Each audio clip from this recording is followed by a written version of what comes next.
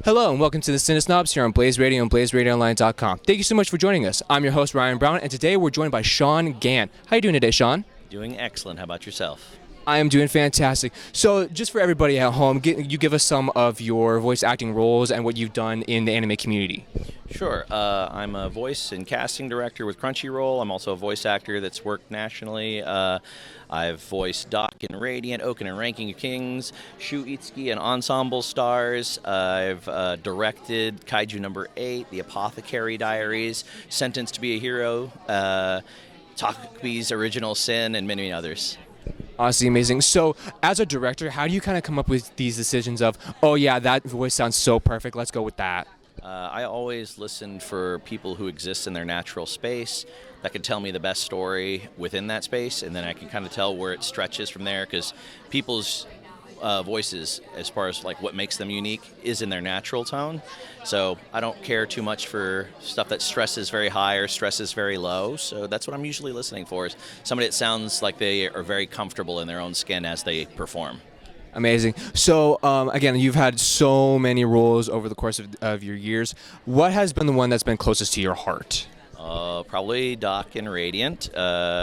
He goes from being a middle-aged man to an infant to a child to a teen to an old man to a fantasy character. He's in battle armor. And Radiant was a very special anime in general because it was the first manhwa adopted into a Japanese studio.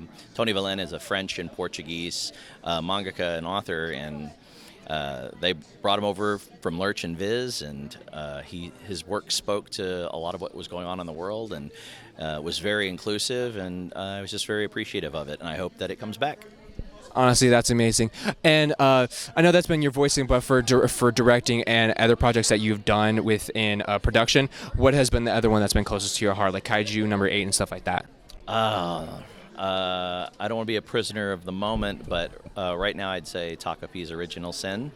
It's only 6 episodes. We just released the dub for it yesterday, on Thursday, and it's a really beautiful yet very sad, very tragic sci-fi drama about kids and an alien that kind of intercedes in their life, and it's, I think, a very important piece of media and art. So and I spent a lot of time putting it together, and we were very lucky to even be able to dub it.